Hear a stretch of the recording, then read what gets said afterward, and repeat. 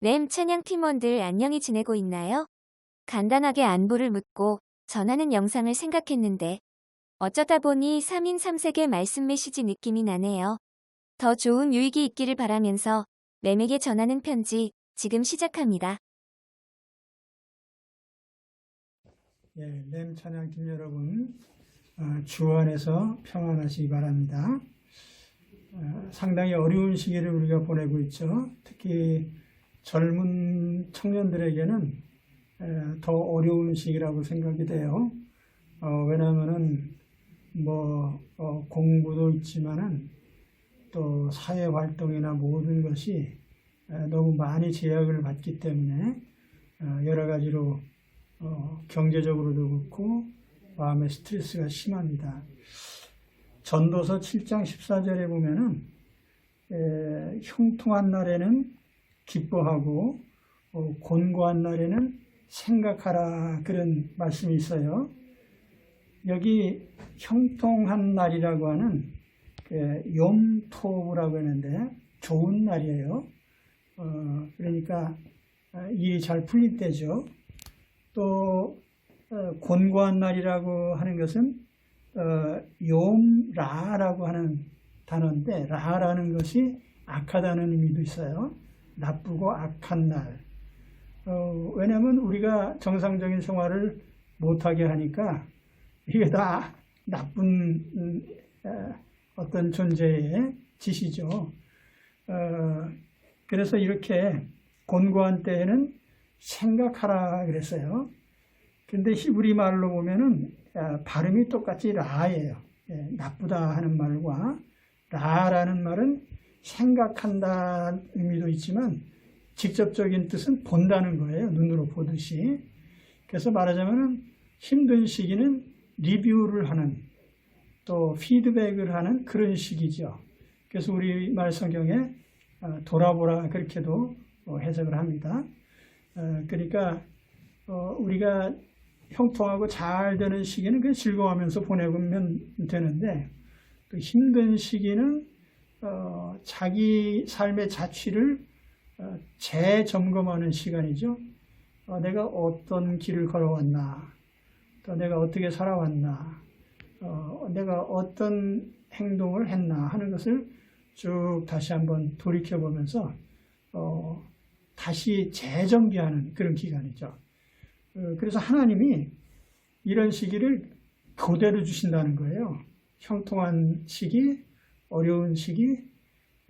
그런데 어려운 시기를 어떻게 보내느냐에 따라서 인생이 달라지는 겁니다. 삶의 깊이도 달라지고 또 능력도 달라지고 모든 게 달라져요. 그래서 요즘같이 어려운 시기에 특히 내 자신의 삶을 돌이켜보면서 잘못된 것은 고치고 또 새로 갖춰야 될 것은 갖추고 그렇게 해서 힘을 비축하는 그런 시기가 되시기 바랍니다. 그리고 힘들 때에는 서로 기댈 사람이 있어야 돼요.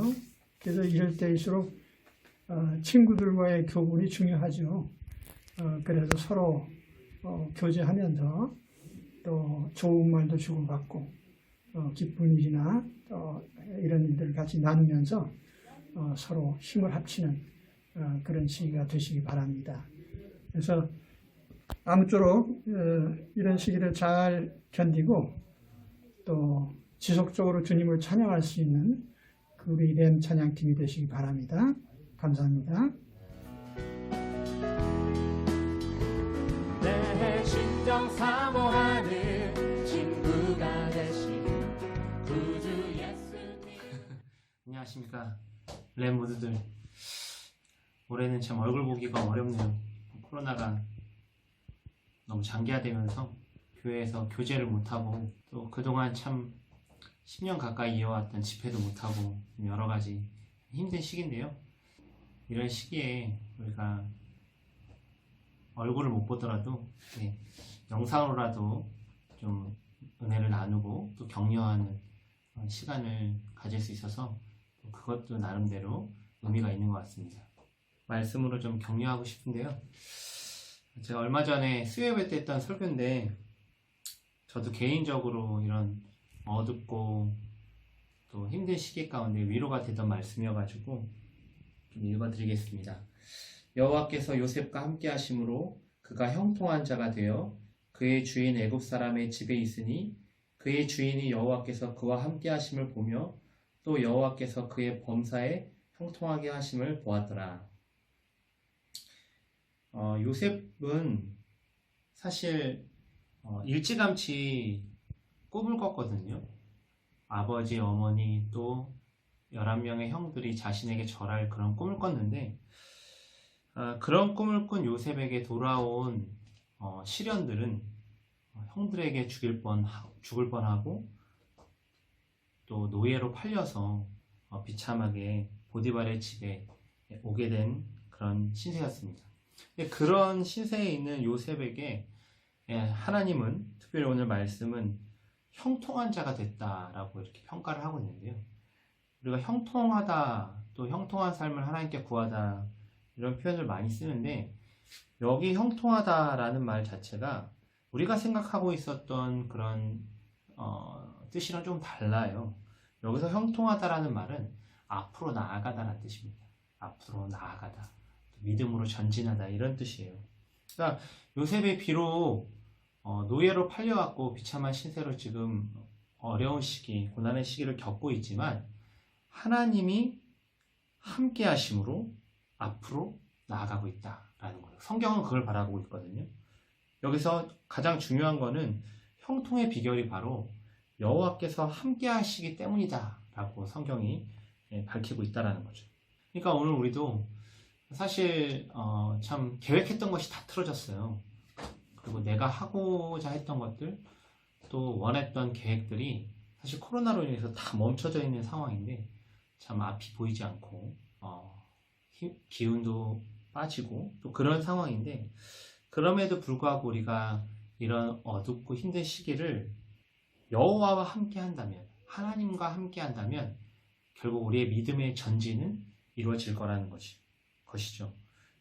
참 여러 가지로 마음이 어려운데 그 중에서도 교회가 세상에 많은 지탄이 되고 있죠. 그래서 또 직장 생활하고 있는 친구들이 많을 텐데 세상 사람들이 그리스도인이라고 하면, 교회 다닌다고 하면 굉장히 좀 안 좋게 보기도 하고 때로는 아직도 교회 다녀? 이러면서 조롱하기도 하죠. 그런 이제 따가운 눈총 속에서 여러분들이 또 살아가는 게 쉽지 않을 텐데 그럼에도 불구하고 요셉은 종인데도 불구하고 그의 주인이 그의 하나님을 봤다라고 얘기하고 있거든요. 그래서 오늘 우리도 사실은 세상에서 굉장히 따가운 눈총을 받고 있고 또 욕도 먹고 그리스도인이라는 것을 굉장히 이제 부담스럽게 생각되게 만든 스스로 우리가 좀 위축되는 그런 상황이지만 그럼에도 불구하고 우리가 여호와와 함께하는 삶, 형통의 삶이죠. 믿음으로 전진해 나갈 때 요셉의 주인이 종인 요셉을 보고 그의 하나님을 본 것처럼 오늘 우리도 그 방법밖에 없는 것 같아요. 내 말과 행동 또 인격과 성품으로 우리의 믿음을 드러내 보이는 거죠. 그건 외에는 이러한 어려움의 시기를 그리스도인이 극복할 수 있는 다른 방법은 없겠다 그런 생각을 합니다.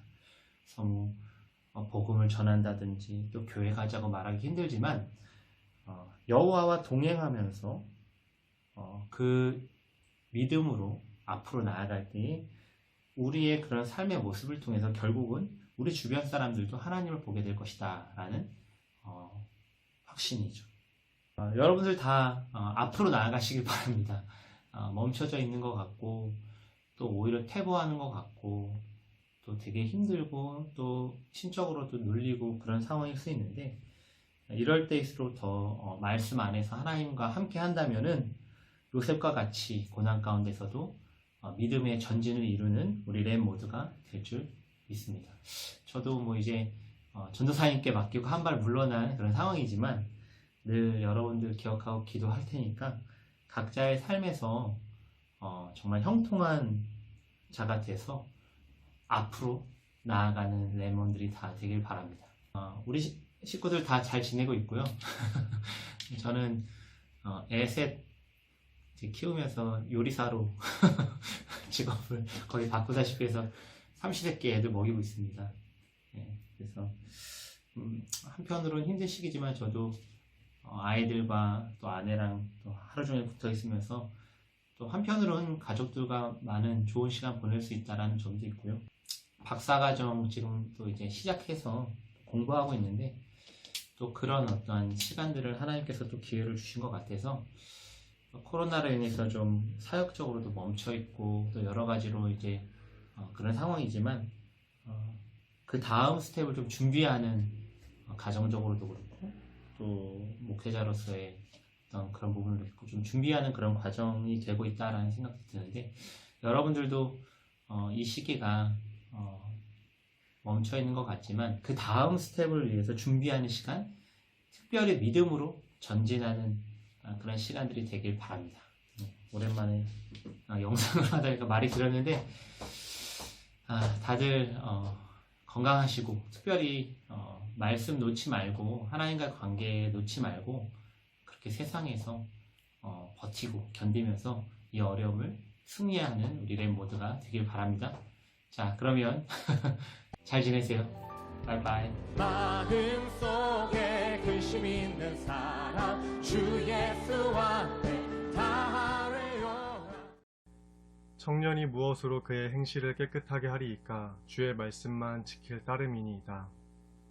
안녕, 우리 램 찬양 팀원들 잘 지내고 있나요?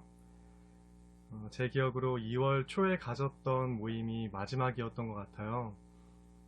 잠시 상황이 나아졌을 때 교회에서 모임을 가지려고 했었다가 다시 어렵게 되어서 지금까지 이어지고 있네요.